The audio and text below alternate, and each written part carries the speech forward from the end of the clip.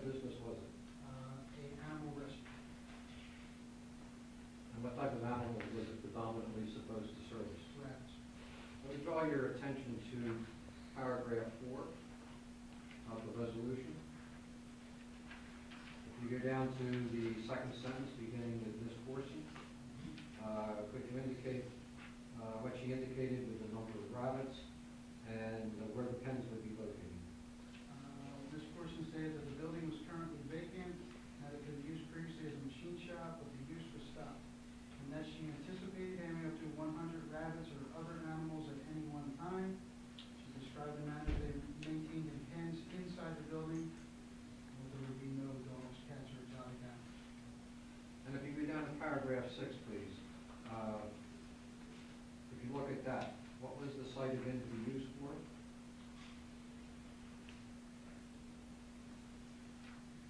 There was a use variance to permit the use of the site by this applicant for an animal rescue facility.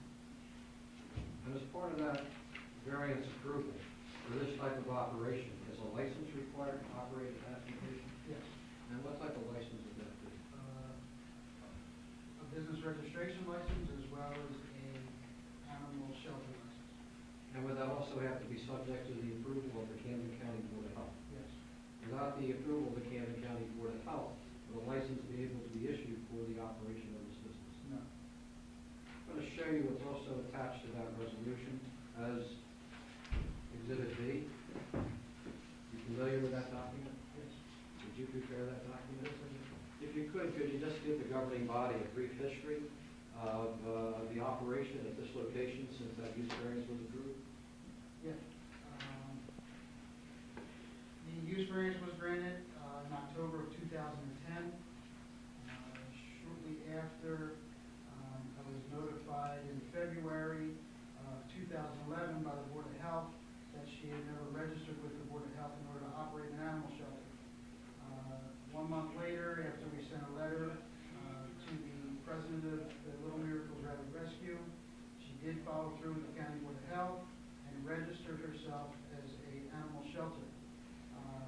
In May of 2011, I received a call from the County Board of Health officer stating that she has not complied with the Health Department regulations, and I was asked at that time to pull the business license as a cease and desist order was issued by the County Board of Health. Shortly after, the Health Department did a follow-up inspection, and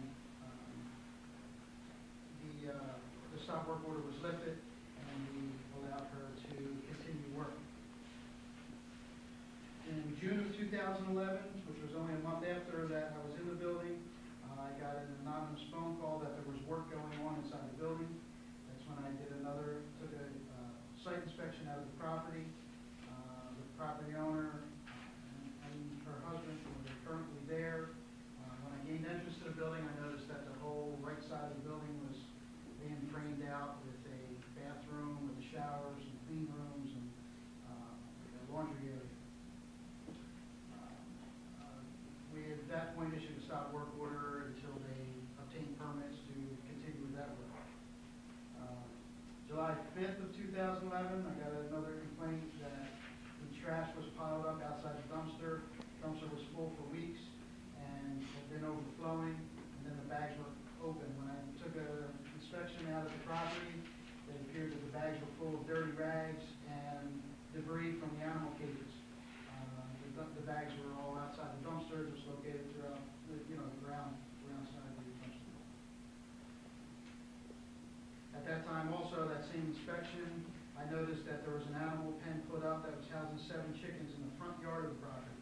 I notified the owner that the chickens were not allowed. First of all, it was a zoning violation because we don't allow chickens in that area. And second of all, the planning board approval stated that the animals had to be contained within the building. Looks like 2 weeks later, July 12th, I got a complaint that droppings were being dumped in the back of the building on the ground. I went out, I took pictures of that incident also, I verified the piles were out back, and noted that the cages for the animals were piled up out back, like they were going to build pens in the rear of the building. Also at that time, there was furniture and trash still around the dumpster that was not picked up, and the chicken pens that I had asked to be removed were still not removed. They were still in the front yard with the animals in it. Went out as a follow inspection a week later, July 18th. I got a call that they were planning on hosting a party and a game night inside the building. As long as it was contained inside the building, I informed the property owner that the activity would be okay. July 27th, I talked to Ms. Corson again. I gave her a list of violations, and I gave her 5 more additional days to remove the chickens and find a new home for them and have the debris cleaned up. I went out exactly a week later. The chickens were removed and the trash was picked up, but the cages were still piled up in the rear of the building. August 1st, I got notification. I got a phone call from the fire marshal's office that the fire marshal went out to do an inspection. At the time of his inspection, a new heater was in the process of being installed. Again, we had no permits on file in the construction office, and the heater was not being installed properly, so we had to get involved once again, have that work fixed, and then, permit issued, and then we allowed them to continue going on. It took until it was May from when I reported that the work on the right side of the building was being done without permits. It took until September 27th, so I finally, after multiple calls, which ultimately it's not really the township's responsibility to go after someone to get them to get a permit, but after being persistent, it took till September 27th, I finally got a building permit for the work that was going on inside the building. To this day, that was September 27th of 2012. To this day, we still have not been called for any inspections out there. July 24th, an inspection was done by the Camden County Board of Health as well as the State Department of Health, and they revealed to me that there was 170 animals on site, along with a list of 29 violations. They put me on notification as to they would do a follow-up inspection and inform me of if she would still be in violation or not. At that point, I had realized that at 170, the planning board had set a maximum of 100. We were notified by testimony during the planning board hearing that she would technically only house between 60 and 70 animals, but we gave her the benefit of the doubt and gave her a maximum of 100. At that time, again, there was 170 on site. That was July 24th. August 16th, the Department of Health went out again. That report revealed that there was now 203 animals. So in a matter of 2 weeks, they brought an additional 33 animals on site, and the amount of violations went from 29 to 22. So the violations didn't make that much of a difference. November 12th, November 2012, I got a visit from Linda Fries, which is from the State Department of Health. She informed me that the owner of the facility is not complying with the state and county regulations, and with all the other violations that they have on the report, it will be recommended that I pull the business license for this facility. December 6, 2012, I received a letter from the State Board of Health listing the violations and all the issues that they had recorded on the property. December 11th, I issued a notice that we were going to start the proceedings to revoke the business license, and I had asked the property owner to appear at a planning board meeting to discuss the violations and the conditions that were set by the planning board approval.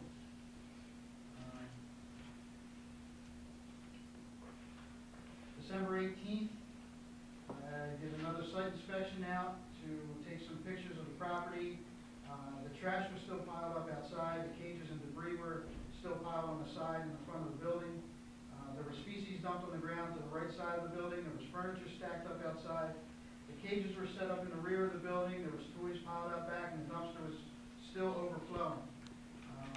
I got notification from the property that the reason the dumpster was full was apparently they were delinquent on the dumpster payment, so the dumpster company was refusing for a month or a couple months to not empty the dumpster, but the trash still kept piling up. The animals are there, so they have to clean it out. They have to go somewhere.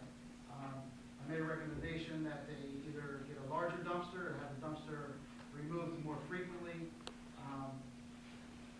As of the hearing of the night of the planning board, they did give me a schedule that says that they will have that done twice a week now.